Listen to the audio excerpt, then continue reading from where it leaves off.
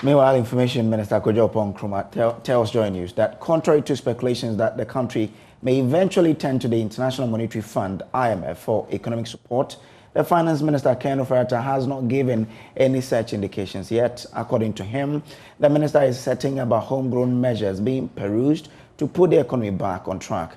He explained that any other decision will only be taken after analysis of the latest data on the economy is completed.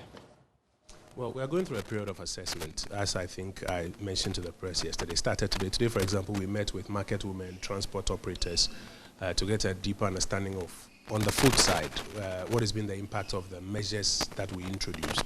In the coming days, we will look at the fiscal policy framework and how it has performed, including all the revenue handles. We'll get some clarity of those numbers.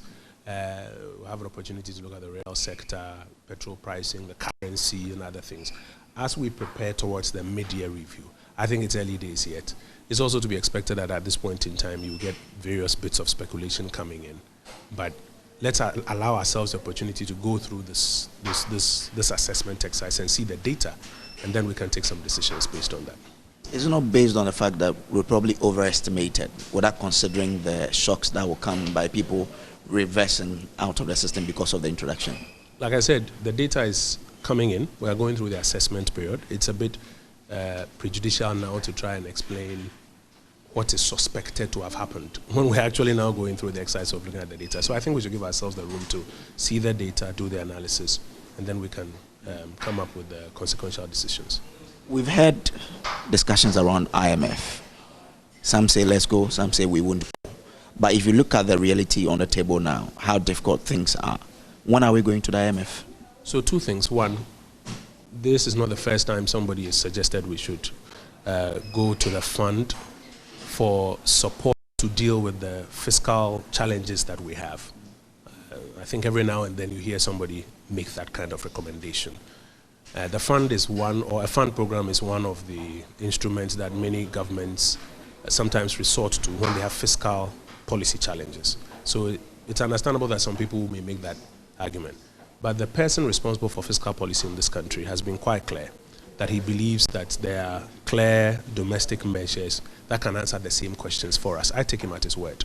We are additionally going through a process of assessment of the data. You have to come to Parliament with the fiscal outturn for the first half of the year, or maybe ending at the first quarter, and tell us consequently what the fiscal program for the rest of the year is. And I'm sure when he does get to that time, he'll provide us with all the data and the justification for whatever decisions that he's urging on the Republic. But if it turns out that we have to? Like I've said, you are at a time when we are all clear in our minds that we have fiscal challenges because of what happened in 2020 when COVID hit us, and what has happened in early 2021 as a result of the global economic difficulties. When you are watching all the screens in your newsroom, you see what's happening in the UK and the US and everywhere else. So that is a given, it's not news. What is the solution?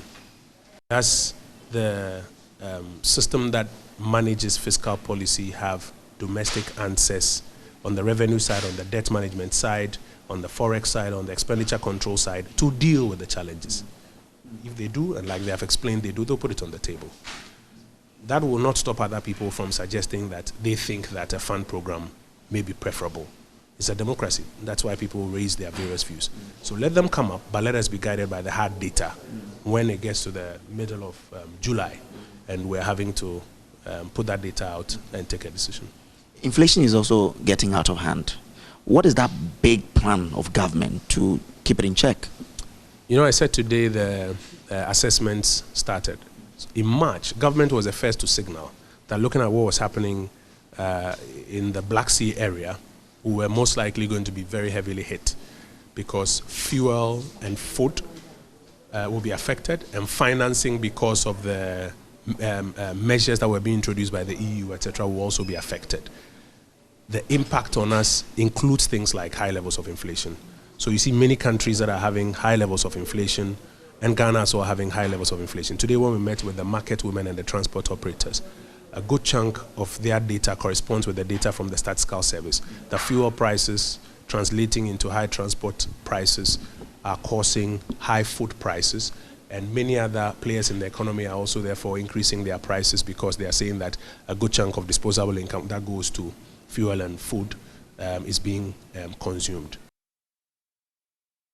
You're still watching the Joy News desk here on the Joy News channel. We'll take a quick break. When we return, we'll bring you the latest in business. Stay with us.